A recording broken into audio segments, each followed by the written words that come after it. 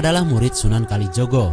Sebutan Sunan Geseng diberikan Sunan Kalijogo kepada Cokrojoyo karena begitu setia terhadap perintahnya sehingga merelakan badannya menjadi hangus atau geseng dalam bahasa Jawa.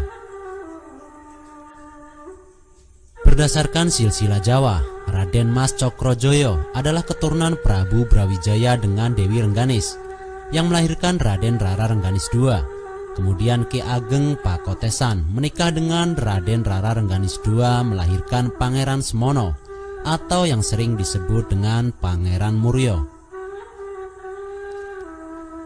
Dari hasil pernikahan Pangeran Semono inilah lahir Raden Mas Cokrojoyo.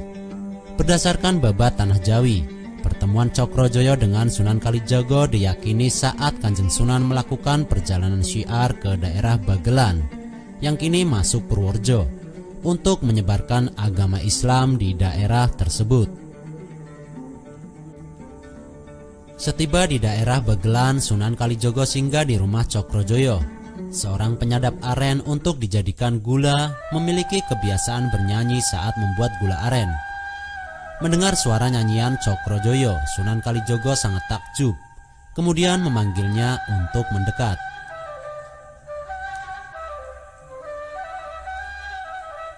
Ditanya oleh Sunan Kalijogo mengenai hasil penjualan dari gula aren tersebut.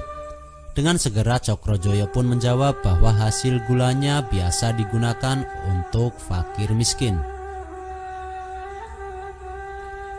Mendengar jawaban tersebut, Sunan Kalijogo kemudian memerintahkan Cokrojoyo untuk mengubah syair tembangnya dengan bacaan-bacaan zikir dan pujian kepada Allah, serta memintanya untuk memperlihatkan hasil gulanya kepada Sunan Kalijogo. Setelah memerintahkan hal tersebut kepada Cokrojoyo, Sunan Kalijogo melanjutkan perjalanan ke tempat lain. Singkat cerita, Cokrojoyo kembali melakukan kegiatan membuat gula aren dengan bernyanyi, menggunakan syair barunya yang didapat dari Kanjeng Sunan.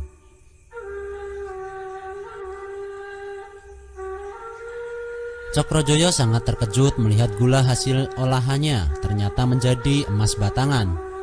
Sesaat setelah menyadari karomah tersebut, Cokrojoyo memutuskan untuk mencari Sunan Kalijogo untuk mengucapkan terima kasih sekaligus memohon untuk dapat diterima sebagai murid Sunan Kalijogo. Setelah menemukan keberadaan Kanjeng Sunan, Cokrojoyo mengutarakan maksud dan tujuannya. Mendengar apa yang disampaikan oleh Cokrojoyo, Sunan Kalijogo memberikan syarat pada Cokrojoyo untuk tinggal di hutan hingga Sunan Kalijogo kembali ke tempat tersebut. Dengan menancapkan tongkatnya, Sunan Kalijogo berpesan kepada Cokrojoyo agar menunggui tongkat tersebut sambil berzikir kepada Allah Subhanahu wa Ta'ala hingga mereka bertemu kembali. Dalam satu versi lainnya disebutkan, Cokrojoyo diperintahkan sujud oleh Sunan Kalijogo di sebuah batu. Bulan demi bulan telah lewat, sehingga tempat di mana Cokrojoyo berzikir sambil menunggu tongkat Sunan Kalijogo telah ditumbuhi ilalang. Seiring dengan waktu kemudian, Sunan Kalijogo yang telah lama berkelana teringat kepada calon muridnya yang telah lama ditinggalkan.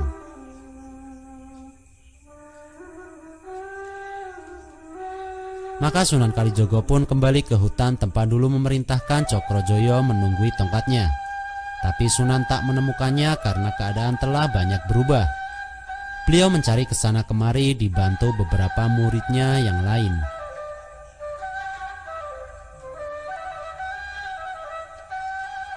Karena tak kunjung menemukan yang dicari, Sunan pun memerintahkan membakar ilalang yang lebat di hutan itu untuk memudahkan pencarian. Maka dibakarlah ilalang yang lebat itu oleh murid-murid Sunan Kalijogo. Api pun membumbung tinggi dan ilalangnya pun musnah.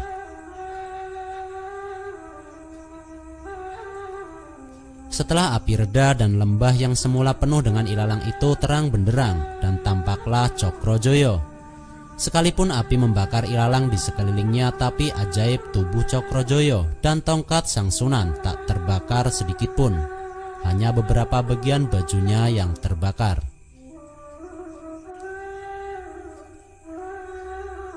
Betapa terharunya Sunan Kalijogo menyaksikan kesetiaan dan kekuatan hati Cokrojoyo. Konon sejak saat itu Cokrojoyo diberi gelar Sunan Geseng oleh Sunan Kalijogo. Setelah itu Sunan Geseng ditugasi berdakwah dan menjadi imam di daerah Lowanu, Purworejo, Jawa Tengah. Beberapa waktu tinggal di Lowanu, kemudian beliau menetap di Jolosutro, Bantul, Yogyakarta sampai akhir hayatnya. Sampai kini makam Sunan Geseng masih sering diziarahi banyak orang. Kisah mengenai karomah Sunan Geseng juga terkenal di daerah Jatinom, Klaten. Mereka mengenal Sunan Geseng dengan sebutan Ki Ageng Gribik. Julukan itu berangkat dari pilihan Sunan Geseng untuk tinggal di rumah beratap gribik anyaman daun nyiur.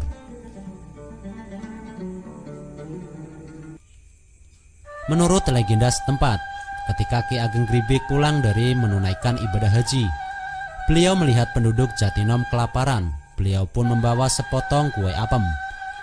Kemudian dibagikan kepada ratusan orang yang kelaparan dan semuanya kebagian. Ki Ageng Gribik meminta warga yang kelaparan makan secuil kue apem seraya mengucapkan dzikir Ya Qawiyu. Mereka pun kenyang dan sehat. Sampai kini masyarakat Jatinom menghidupkan legenda Ki Ageng Gribik itu dengan menyelenggarakan upacara Ya Qawiyu pada setiap bulan Syafar.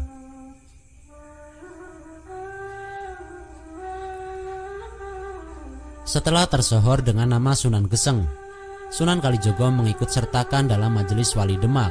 Majelis Wali pun mengangkat Sunan Geseng sebagai bendara Kerajaan Demak Bintoro.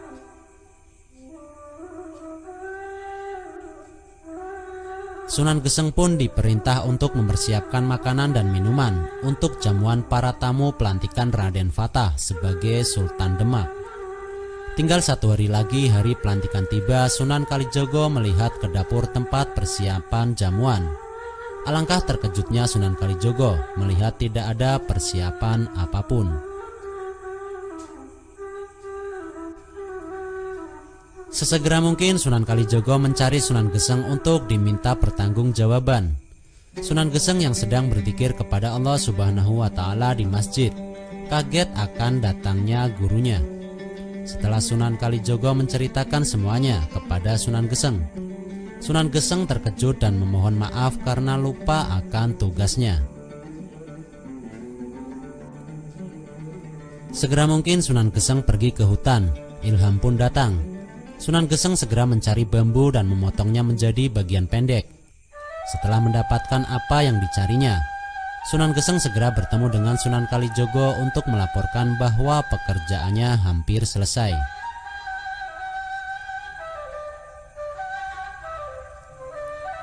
Setelah bertemu dengan Sunan Kalijogo bingung dan bertanya, bagaimana bisa jamuan semua tersedia dengan hanya sebuah bambu pendek?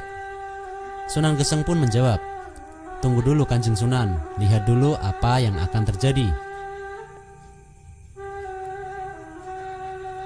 Sunan Geseng pun berdoa, kambing dan sapi pun keluar dari bambu. Akhirnya semua keperluan untuk jamuan tercukupi dan acara pelantikan Raden Patah sebagai Sultan pun sukses digelar. Sunan Geseng pun terus menyiarkan agama Islam hingga akhir hayatnya. Makam Sunan Geseng diyakini terletak di Dusun Jolosutro, Kecamatan Piungan, Kabupaten Bantul, Yogyakarta. Selain itu, makam Sunan Geseng juga dipercaya terdapat di sebuah desa yang bernama Desa Tirto di kaki Gunung Andong dekat Gunung Telomoyo. Secara administratif di bawah Kecamatan Grebak, Kabupaten Magelang.